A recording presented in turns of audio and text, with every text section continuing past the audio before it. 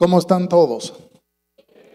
Pues es un gran placer estar aquí con todos ustedes el día de hoy y agradecemos mucho la invitación de parte de Alberto y Caro de estar de nuevo con ustedes. Creo que es primera vez después de la pandemia que hemos estado y pues ya hemos podido salir de nuestra cueva y comenzar a movernos tantito.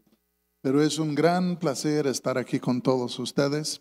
Le voy a pedir a mi esposa Patti que se ponga en pie y que les salude el día de hoy.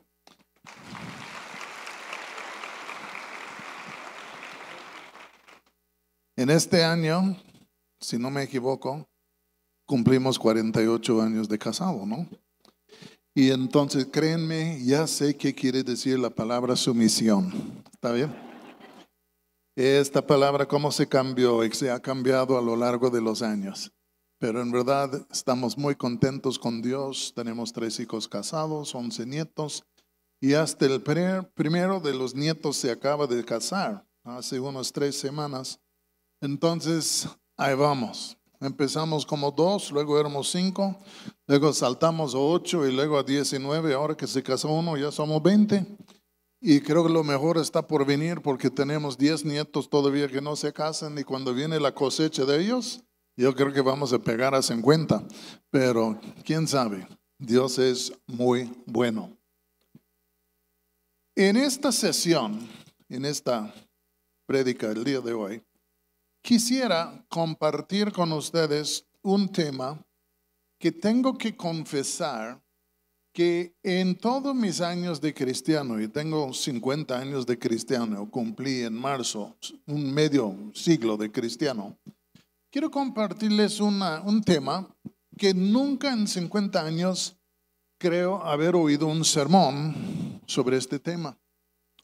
Y no solo esto, sino en todos los años que yo he predicado, tampoco me acuerdo de haber predicado una palabra sobre el tema. Y entonces uno dice, pues entonces a lo mejor no tiene mucha importancia. Pero viceversa, yo creo que es un tema muy, digan conmigo, muy importante. Y el tema es esto, se trata del temor de Dios. Y quiero invitarles a que abran sus Biblias al libro de Proverbios y vamos a leer en el capítulo 9, versículo 10, un texto muy conocido. Y dice aquí, Salomón, el autor del libro de los Proverbios, más o menos, él dice lo siguiente: el temor de Jehová o el temor del Señor es el principio de la sabiduría. Y el conocimiento del Santísimo es la inteligencia. Vamos a orar. Señor, te pido muchas gracias que en estos próximos minutos, que el Espíritu Santo a mí me daría la gracia de compartir en una manera adecuada este tema. Porque creo, Señor, que realmente casi es el fundamento de todo. Y pido gracia y entendimiento, unción en estos próximos tiempos. El libro de Proverbios, Eclesiastés, hasta los Salmos, incluyendo a Job, la palabra sabiduría es una palabra que se encuentra frecuentemente en estos libros. A tal grado que Job, Salmos, Proverbios, Eclesiastés y Cantar de los Cantares se llaman los libros sapienciales del Antiguo Testamento. O son los libros que son dedicados al tema de la sabiduría. Y aquí parece ser que Salomón nos está diciendo cuál es la llave, cuál es el camino para que pudiésemos llegar a ser sabios. Y lo que él dice es, el temor del Señor es el principio de la sabiduría. O si quieres en verdad ser sabio y entendido, todo empieza con algo. Y empieza con el temor de Dios. Ahora, nuestra manera de pensar el día de hoy es esto. van a escuchar lo que voy a decir. Se me hace que en el mundo en el cual vivimos, muchos creen que el temor de Dios es el fin, ya la terminación de lo que es la sabiduría. Porque yo puedo acordar hace muchos años, antes de convertirme, que yo me creía muy inteligente, muy astuto, muy al hilo en todo. Y cuando me convertí a Jesucristo, todos me dijeron esto: ¿por qué quieres hacer una cosa tan tonta como de hacerse cristiano? Los cristianos son burros, no entienden nada y pues viven en otro mundo y si tú te haces cristiano, realmente vas a abandonar la sabiduría y vas a entrar en una dimensión de insensatez. Pero la Biblia dice que es todo lo contrario. Cuando uno se convierte a Jesucristo y comienza a ingerir las palabras de Dios aquí en las Escrituras, uno ya está dejando por atrás lo que es la insensatez, y creo que es una insensatez porque no reconoce ni a Dios ni tampoco a su palabra, pero uno deja por atrás esta ceguera y entra en la luz de las Escrituras y comienza a leer la verdad en la Biblia y oír la verdad, y este parece ser el momento cuando uno entra no en insensatez, sino cuando uno por fin empieza a entrar en la sabiduría. Dice el temor del Señor, el reconocimiento del Señor, de tomar en cuenta el Señor, de reverenciar al Señor, de honrar al Señor y escucharle. Este es el principio de la sabiduría. Adán y Eva fueron creados en su presencia, le escucharon todos los días, pero cuando transgredieron y ya no hicieron caso a la palabra de Dios, creyendo que se iban a llegar a ser más sabios, realmente cayeron en una ceguera, una ignorancia, una insensatez que hasta el día de hoy prevalece sobre la raza humana. Entonces aquí dice esto: el temor del Señor es el principio de la sabiduría. Dice la Escritura que la palabra de Dios es como una luz.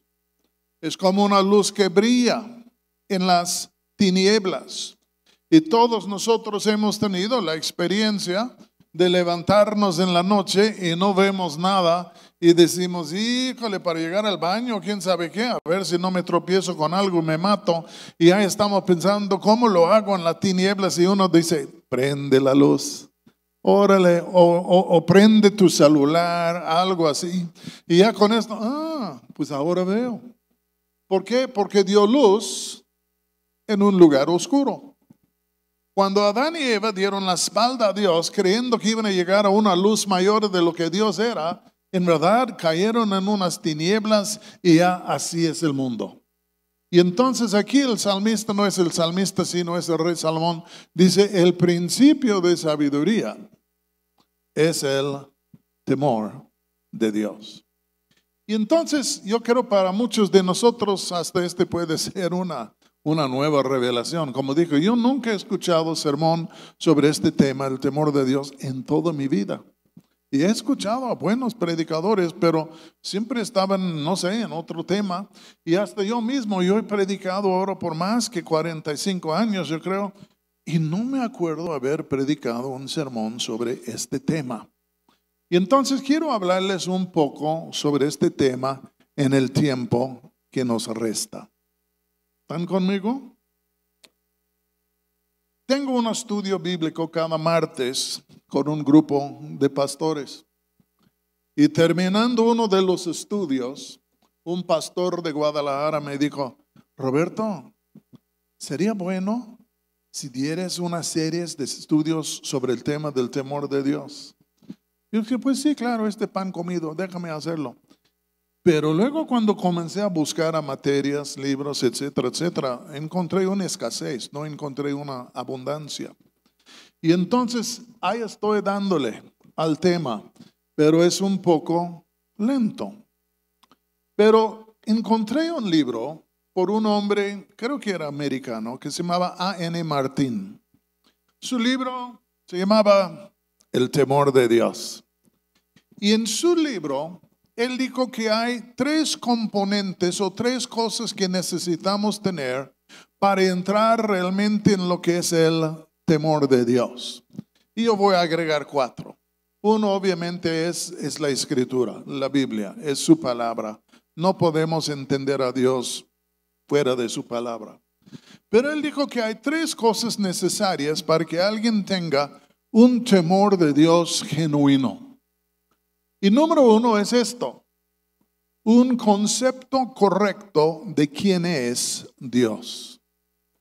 En otras palabras, si yo creo que Dios es una dúplica de Ronald McDonald, no le voy a temer, ¿entienden? Si yo creo que Dios es como yo soy, no le voy a temer porque le estoy haciéndome igual o menor a lo que yo soy. Y dice, la primera cosa que necesitamos para tener el temor de Dios es un concepto correcto y adecuado de quién es Dios. Bueno, este es un problema, porque si yo no veo las escrituras, no leo la palabra de Dios, nunca voy a tener un concepto correcto de quién es Dios. Yo creo que todos nosotros en algún momento, como los Salmos 8, hemos mirado a las estrellas, la luna, el sol y decimos, wow, este es increíble. Y tal vez somos impactados por la grandeza de la creación, la complejidad de la creación y preguntas de dónde vino y quién lo construyó. Pero este no basta para darnos un concepto correcto de Dios. No vamos a tener una idea correcta de quién es Dios si no leemos las escrituras. Y esto me lleva a un punto que necesitamos entender. Muchos de nosotros creemos que el héroe de la Biblia es el hombre, que la Biblia se gira alrededor del hombre, la figura más grande en la Biblia es el hombre, y este es un error, porque el hombre no es la figura central de la Biblia. Dios es la figura principal de la Biblia. Y Dios creó al hombre. Y el hombre se encuentra en la Biblia, pero yo creo, y yo he tratado de hacerlo, yo creo que debo leer las escrituras no tanto para saber quién soy yo, sino debo leer las escrituras para ver y descubrir quién es Él. Porque yo fui, tú fuiste, todos hemos sido creados en su imagen y semejanza. Y si yo leo la Biblia pensando, bueno, Dios es como yo soy y trato de interpretar a quién es Dios por mi persona como si yo fuera el ente, la verdad es que no voy a sacar el misterio. Pero si yo digo, no, yo voy a empezar el otro extremo. Voy a empezar con Dios. Y voy a tratar de discernir quién es Él. Voy a leer y voy a estudiar y ver quién es Dios. Y en las historias que leo, ok, fulano hizo esto, pero ¿qué tal de Dios? ¿Qué hizo Dios en todo esto? Y si abrimos los ojos y entendemos que realmente la estrella de la Biblia no es el hombre, sino es Dios, podemos comenzar a leer las escrituras de diferente ángulo, podemos comenzar a entender quién es Él y de pronto comenzamos a agarrar una idea más correcta en cuanto a quién es Dios. Si solo estamos leyendo la Biblia de un punto de vista humanista, es muy difícil ver tras loma y ver a Dios. Pero si estamos leyendo la Biblia de un punto de vista, voy a decir teísta, que Dios es el enfoque, pues ya en la luz de su presencia comenzamos a entender todo. No podemos entender a quién es Dios si no leemos las escrituras. Y yo creo que esto es porque Dios nos dio las escrituras. En un sentido, las escrituras son como un espejo que Dios nos dio, y en este espejo de las escrituras vemos a Dios, su imagen, su semejanza, quién es Él. Entonces el temor de Dios empieza con un concepto correcto de quién es Dios.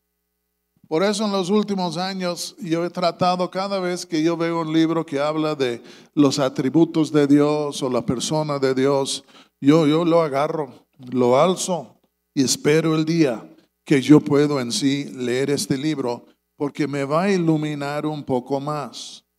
Voy a decirles algo. Podemos entender algo de Dios, su eternidad, su poder, su inteligencia por observar la creación. Pero su personalidad, que Dios es amor, que Dios es fiel, que Dios es paciente, que Dios es santo, que Dios tanta... Pues esto más los vemos en la Biblia. Algunos, su concepto de Dios depende exclusivamente de lo que ellos han experimentado de Dios, o creen que han experimentado de Dios. Pero lo que yo veo con esta situación es esto: si yo no tengo las escrituras en mis manos para medir las experiencias que yo he tenido, discernir las experiencias que yo he tenido, yo voy a tener dificultad en entender o definir o decidir pues cuál es lo bueno y cuál es lo malo. Porque simplemente tener un encuentro sobrenatural no es una indicación que te has enchufado en el lugar correcto. Pero por otro lado, tenemos que juzgar los espíritus, probar los espíritus, dice la Escritura. Y entonces no es tanto por mirar el cielo, no es tanto por lo que experimentamos, es por la Biblia. Y es por eso, nada más quiero agregar esto. Yo no sé cuántas veces a lo largo de la historia el hombre ha tratado de erradicar o destruir o desaparecer la Biblia. Siempre han habido campañas en iglesias, inclusive en gobiernos, en donde ya quieren prohibir la Biblia y quitar la Biblia de la raza humana para que nadie le pueda leer la Biblia. Y lo que pasa en todos estos instantes es que la Biblia sigue y estos reinos se van por abajo. Porque Dios ha dado la Biblia, es un regalo permanente que Él ha dado a la raza humana, porque Él quiere que sepamos quién es. Número uno, para tener el temor de Dios tenemos que tener una idea de quién es Él verdaderamente. Número dos, y este está más difícil, tenemos que entender que Dios es omniscio. Y que Él es omniscio en un sentido porque Él es omnipresente. Y tú dices, hermano, ¿omni qué? ¿Hay omnis? ¿Estás hablando de omnis? No, los vamos a dejar para otra sesión. Omniscio quiere decir que sabe todo. Claro, todos nosotros tenemos parientes o amigos que se creen omniscios, creen que ellos lo saben todo, pero luego es muy rápido que se descubre que no saben todo. Pero Dios, eterno, con una inteligencia que ni podemos medir ni entender en su grandeza, no hay nada en toda la creación que Él no sabe. Pasado, presente y futuros. Y los científicos solo le están tragando el polvo de Dios. Disculpen que lo digo. Porque solo están descubriendo las cosas que Dios creó desde el principio. Y Dios lo sabe todo, e inclusive Dios sabe todo lo que es la historia, y Dios conoce toda la historia nuestra. Y entonces, para tener el temor de Dios, tenemos que entender algo. Wow. No hay nada que yo pueda hacer que se quede oculto de su vista. Lo ve todo. Y luego vamos a ver un poco de esto si el tiempo permite.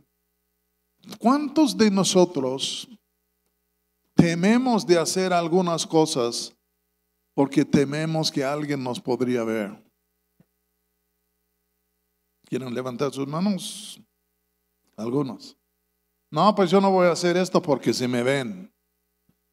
Y se nos olvida que Dios, quien es omnipresente, es omniscio y no hay nada oculto de su vista. Tú puedes matar a alguna persona y enterrarla en el patio de tu casa y pensar que nadie sabe.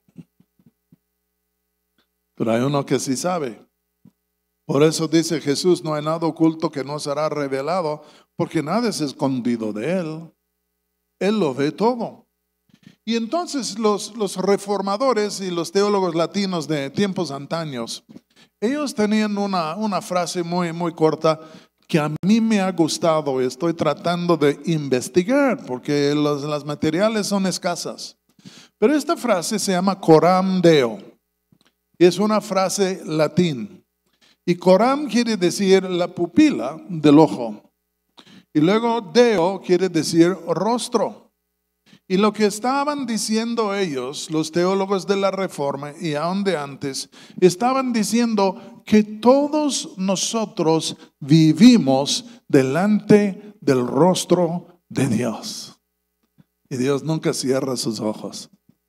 Y entonces estamos imaginando, nadie vio, aleluya, nadie vio, pero vivimos, todos nosotros, delante del rostro de Dios. Él ve, no hay nada que no ve.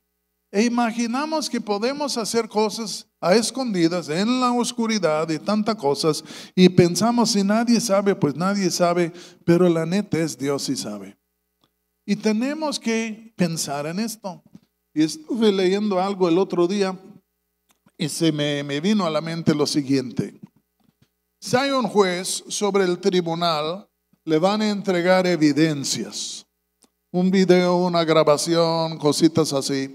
Y muchas veces el juez decide el caso por escuchar lo que otros dicen y por las evidencias que tiene. Y debido a esto, no habiendo sido él presente en el acto, de todos modos, por los testigos que estuvieron, él llega a definir o decidir lo que él cree que es verdad o no verdad. ¿Me estoy explicando? Y pensamos que Dios es así. No, pues estos ángeles ingratos, ahí le van a entregar un reporte a Dios. Y estos videos celestiales, y pensamos que alguien le está pasando información a Dios para que Él pueda tomar una determinación. Pero Dios no es así. Él es un testigo ocular de todo lo que pasa en este mundo. Y por este hecho no necesita testigos, porque Él es un testigo ocular. Si tú estás robando un negocio y piensas que nadie te ve, hay alguien mayor que la cámara de seguridad allá, ese Señor mismo, Él ahí está. El tercer lugar de esto es, número uno, ¿qué concepto tenemos de Dios? Número dos, tenemos que entender que Él, por ser omnipresente, es omniscio y no hay nada oculto de su vida. Nada. El tercer ingrediente, voy a decir, para el temor de Dios, es que todos nosotros debemos tener un concepto tal vez mínimo de cuáles deben ser nuestros actos o acciones en el momento que sea. Hace años tenía un amigo en Uruapan, vivimos ahí por varios años, pues ya falleció él. Pero él en sí era gerente de un banco en Uruapan. Estoy hablando de hace 30, 40, 50 años. Y un día estábamos platicando y me dijo, ¿nunca te dije cómo probamos a los nuevos empleados? Dije, no. Dice, cuando hay un nuevo empleado, en algún cuarto de en sí del banco, dejamos un billete de $100 sobre el mostrador. Y no hay nadie ahí. Y luego le decimos, vete tú a tal lugar y saca el archivo X y tráelo. Y entonces tenían que entrar y ahí estaba el billete de 100. Y entonces dice, si regresaron con el archivo y luego entramos y el billete ahí estaba todavía honesto. Pero si sale con el archivo y nos lo entrega y luego entramos después y el billete ya no está, pues no fue el gato que lo llevó. Y entonces al fin de cuentas ellos en sí estaban determinando lo que era en sí lo voy a decir, la honestidad de tal persona. Que me hace pensar que tal persona, o sea, que tenía temor de plano o que tenía lo que voy a llamar una regla interna que le decía, no, este sería incorrecto. Tal como José, ¿se acuerdan de José? Ya sus hermanos no le quisieron, no le querían y lo vendieron de esclavo. Luego ahí está en Egipto y termina en la casa de un hombre que se llamaba Potifar, jefe en sí de la guardia, no presidencial, pero de Faraón. Y Faraón o este hombre Potifar tenía una mujer desastrosa. Y esta mujer todos los días, porque él era guapo, dice la Biblia, le rogaba diciendo, acuéstate conmigo, acuéstate conmigo. Él decía, no, que no, que no, que no, acuéstate conmigo. Y por fin dice, ¿y cómo podría yo pecar en contra de Dios haciendo esto? ¿Qué tenía José? Una regla interior que le decía cuál era el bien y el mal. Y su actitud era esto: no importa quién esté o que no esté, lo importante es, Él está y yo conozco, yo sé cuál es el bien del mal y un día tendré que entregar cuentas a Él y entonces yo voy a vivir en una manera que le agrada a Él. Y esto me lleva a Colosenses capítulo 3. Quiero ilustrar lo que estoy diciendo, por lo menos algo de lo que estoy diciendo. Aquí en Colosenses capítulo 3. Colosas fue una ciudad en Asia Menor. Un hombre se llamaba Epafro, creo, es el que se fue allá a predicar y fundó la iglesia. Él era discípulo del apóstol Pablo. Habían algunos problemas en la iglesia y entonces este joven le pidió a Pablo que escribiera una epístola a la iglesia para enderezar los problemas.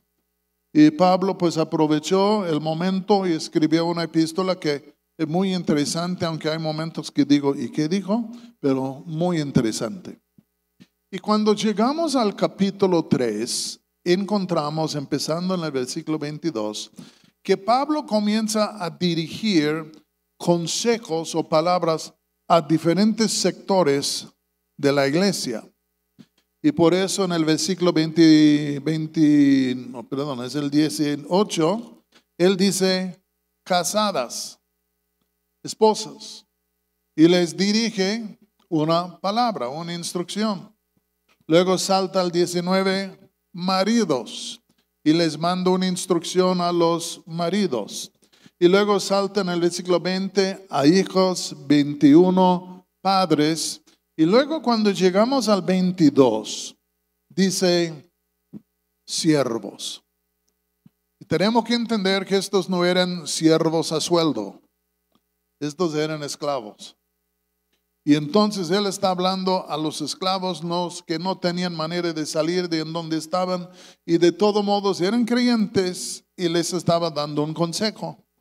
Y dice siervos, esclavos, obedeced en todo a vuestros amos terrenales, no sirviendo al ojo como los que quieren agradar a los hombres, sino con corazón sincero, sirviendo no a un amo terrenal, sino a un amo celestial. Dice ya en sí, sino con corazón sincero, temiendo a Dios. Dice, no vayan a ser como los que solo sirven al ojo, sino a los que sirven si alguien te está viendo o no. Hace años, justo después de casarme, estamos hablando del milenio pasado, nos casamos y yo me fui a la escuela bíblica un año, volví a casa y nos casamos. Y luego necesitaba trabajo. Entonces me fui con el estado de Illinois, porque vivíamos en el estado de Illinois, y encontré trabajo ahí con el gobierno. Y mi trabajo era esto, que todos los días estamos expidiendo o enviando placas para carro a la gente. En aquel entonces era por correo y enviábamos miles de placas todo el día. Y estábamos como 50 hombres en una bodega grande. Y era un circo. Eran todos mis ex amigos con quien andaba yo antes de ser cristiano. Y dije, Señor, ¿por qué me mandaste entre esta gente?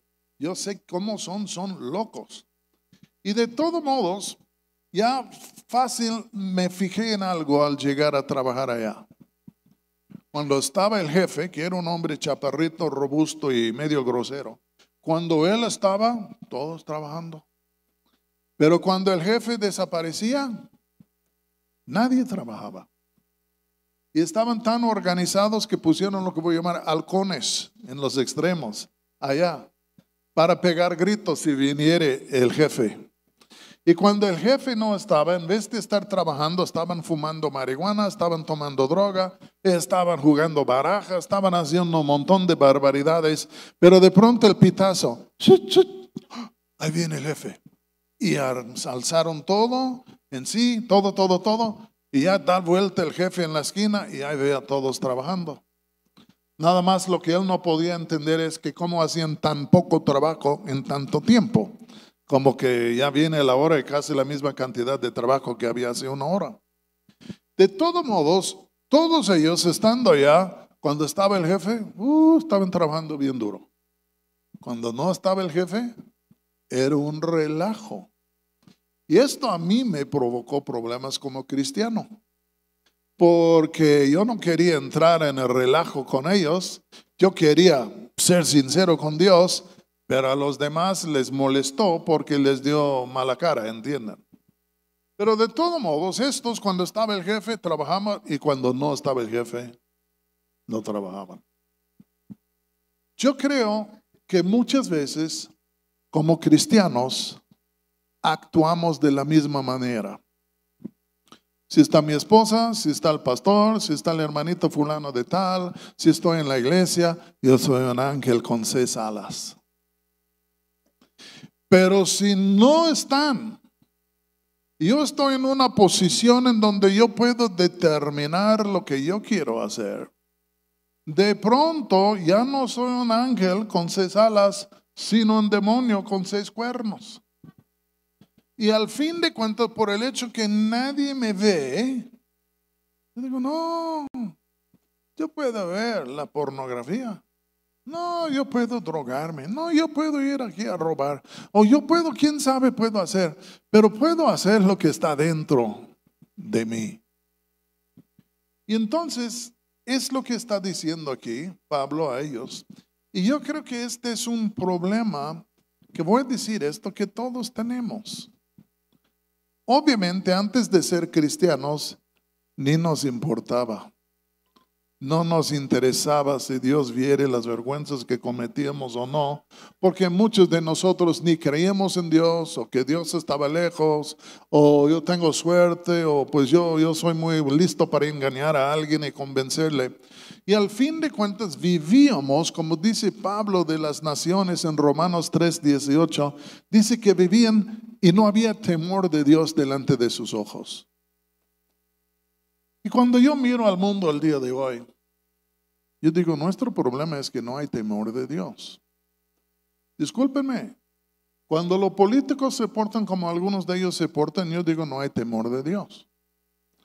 Cuando el crimen organizado actúa como actúa, yo digo, no hay temor de Dios.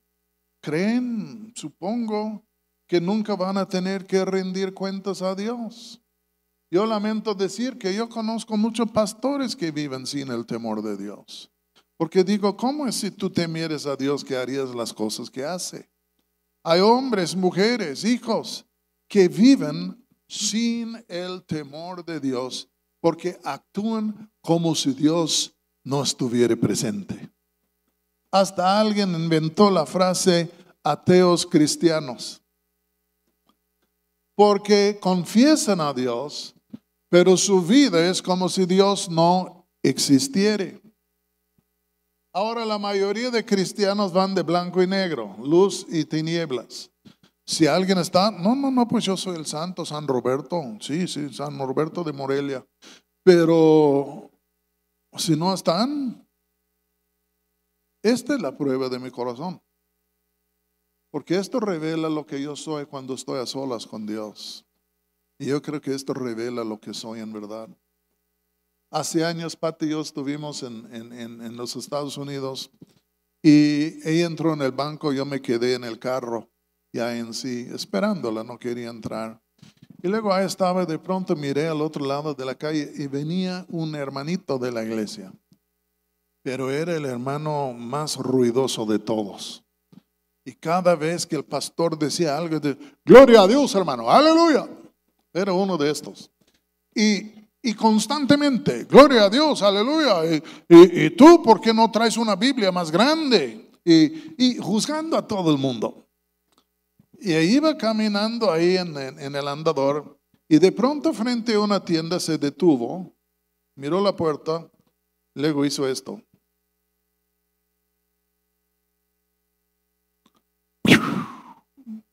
Para adentro. Al sex shop. Y ahí estaba yo mirándole. Y estoy seguro si el pastor hubiera aparecido no habría entrado. Si me hubiera visto a mí habría seguido caminando. Pero ahí estaba yo de espectador.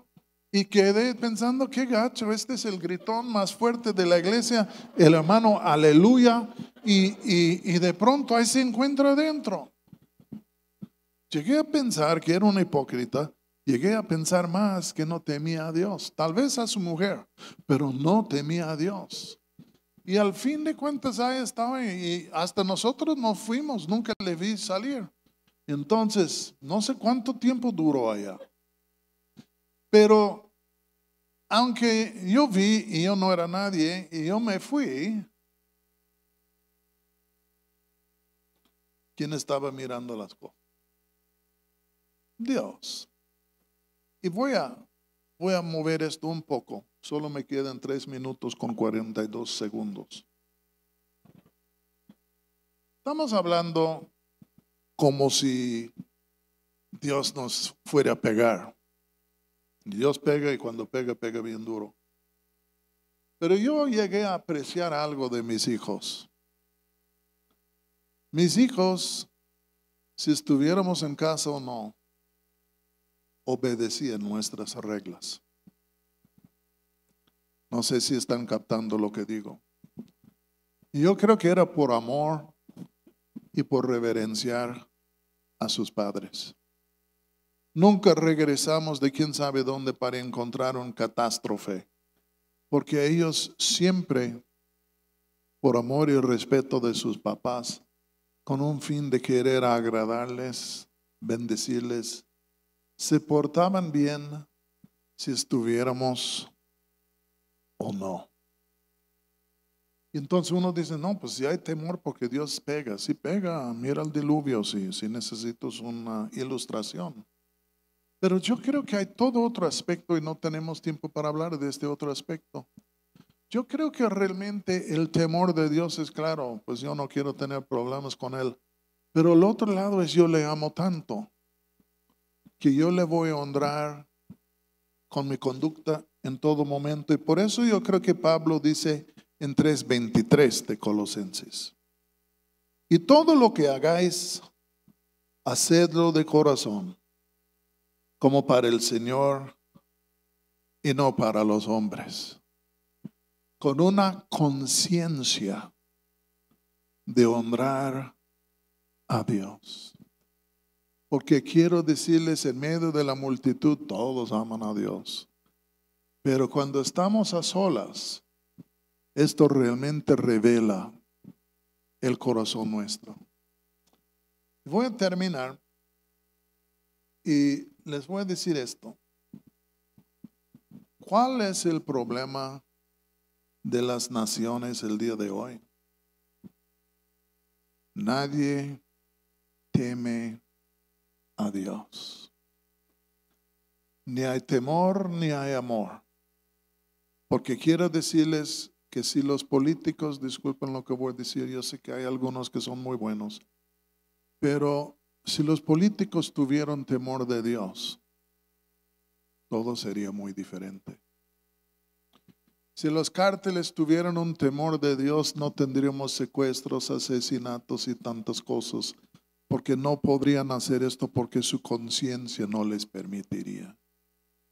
Los adúlteros ya estuvo, ¿entienden? Los ladrones ya estuvo, porque sería un cambio tan radical de temer a Dios y vivir la vida delante de Dios, que a lo mejor excedería lo que podríamos imaginar o capturar.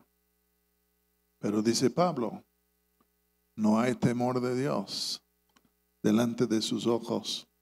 Y aún en la iglesia, y aún en mi vida, y aún en tu vida, hay momentos que yo digo, no, yo necesito más temor de Dios, yo necesito más reverencia para Dios, yo necesito más amor para con Dios, para que mi fe sea una fe real, genuina, diferente. Y tal vez sufra yo por causa de estas cosas, pero piensa en Jesús. Él temió al Padre, Él reverenció al Padre, Él amó al Padre. Y por eso Él era quien era, por eso Pablo era quien era, por eso Elías era quien era, por eso Moisés y David eran quienes eran. Y yo digo, Señor, lo que nuestro país necesita es un nuevo bautismo en el temor de Dios. Porque si viniera el temor de Dios, vendría el arrepentimiento, enderezamiento, las cosas se cambiarían y todo cambiarían. Pero el temor de Dios puede cambiar un matrimonio, puede cambiar una familia, puede cambiar un negocio, puede cambiar una iglesia, puede cambiar a tantas cosas diferentes. Entonces vamos a orar un momentito y yo voy a terminar y va a pasar el pastor Alberto. Pero vamos a orar.